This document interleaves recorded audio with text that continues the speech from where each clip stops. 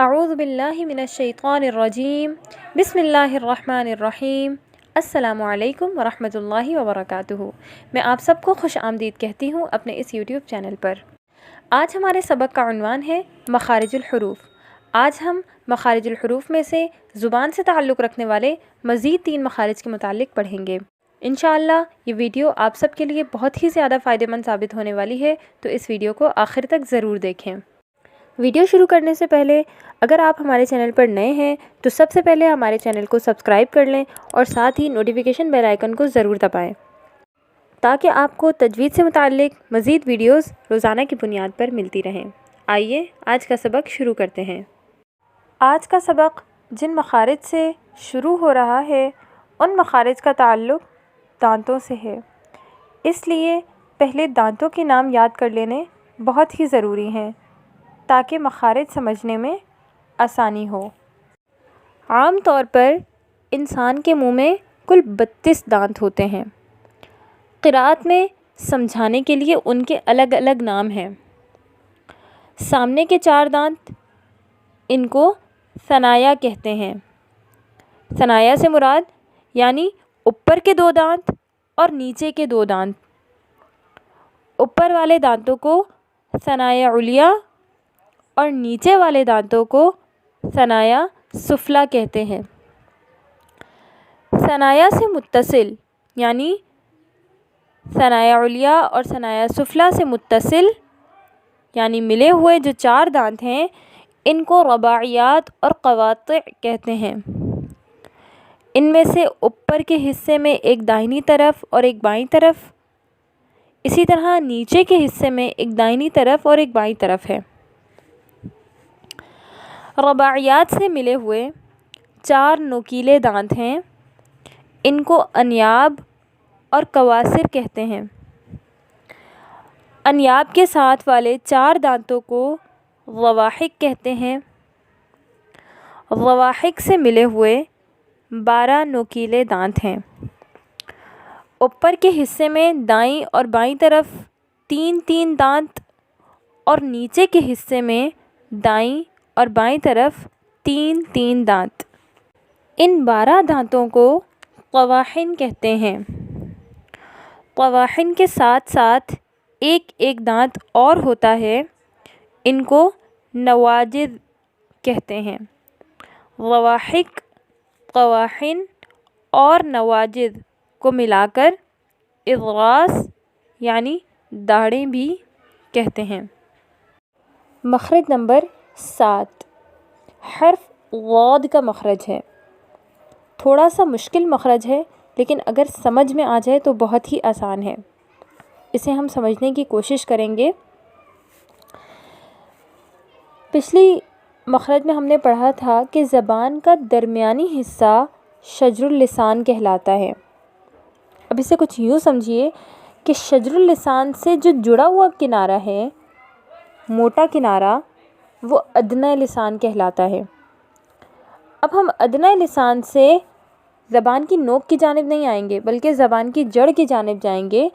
ادنیٰ لسان سے اقصیٰ لسان تک ہم نے پڑھا کہ اقصیٰ لسان زبان کی جڑ کو کہتے ہیں، تو ادنیٰ لسان سے اقصیٰ لسان تک زبان کا جو کنارہ ہے وہ حافہ کہلاتا ہے، یعنی زبان کی دونوں سائیڈوں کی موٹی کروٹیں حافہ لسان کہلاتی ہیں۔ حافہ لسان یعنی زبان کی دائیں کروٹ یا پھر بائیں کروٹ جب اوپر کی 5 داڑھوں کی جڑ سے لگیں تو ایک حرف ادا ہوتا ہے غاد۔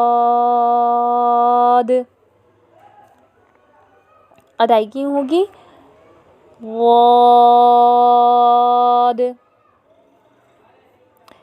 اس حرف غاد کو زبان کی دونوں کروٹوں سے ادا کرنا بھی درست ہے۔ حافہ لسان سے ادا ہونے والے اس ایک حرف کو حرف حافیہ کہتے ہیں۔ ایک مرتبہ دوبارہ سن لیں۔ مخرج نمبر 7 ادنیٰ لسان سے اقصیٰ لسان تک زبان کا کنارہ حافہ لسان کہلاتا ہے۔ حافہ لسان سے مراد یعنی زبان کی وہ دونوں موٹی کروٹیں جو ہماری داڑھوں کے درمیان ہیں۔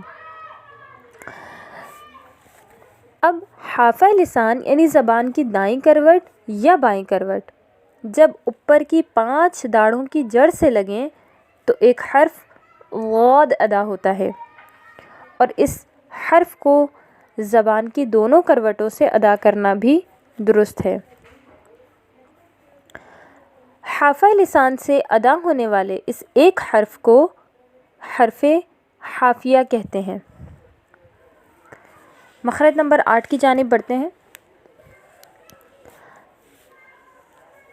زبان کا کنارہ طرف اللسان کہلاتا ہے۔ ہم زبان کے کنارے کی بات کر رہے ہیں، زبان کی نوک کی بات نہیں کر رہے۔ زبان کا جو کنارہ ہے یہ طرف اللسان کہلاتا ہے۔ طرف اللسان مع کچھ حصہ کروٹ کے یعنی کچھ معمولی سی کروٹ کے ساتھ جب ثنایا، رباعی، انیاب اور ضواحک کے مسوڑوں سے لگے تو ایک حرف ادا ہوتا ہے لام۔ مخرج نمبر 8 دوبارہ سن لیں۔ زبان کا کنارہ مع کچھ حصہ کروٹ طرف اللسان کہلاتا ہے، یعنی طرف اللسان جب ثنایا، رباعی، انیاب اور ضواحک کے مسوڑوں سے لگے تو ایک حرف لام ادا ہوتا ہے۔ مخرج نمبر 9 کی جانب بڑھتے ہیں۔ مخرج نمبر 9 یعنی زبان کا کنارہ طرف اللسان جب ثنایا، رباعی اور انیاب کے مسوڑوں سے لگے تو ایک حرف نون ادا ہوتا ہے۔ مخرج نمبر 9 ایک مرتبہ دوبارہ سن لیں۔ زبان کا کنارہ یعنی طرف اللسان جب ثنایا، رباعی، انیاب کے مسوڑوں سے لگے تو ایک حرف نون ادا ہوتا ہے۔ مخرج نمبر 10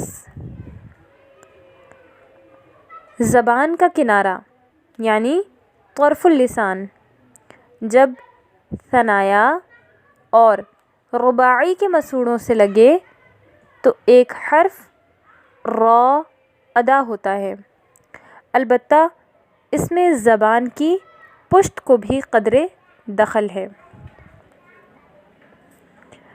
حرف لام، نون، را یعنی طرف اللسان سے ادا ہونے والے ان تینوں حروفوں کو حروف طرفیہ اور ذلقیہ بھی کہتے ہیں۔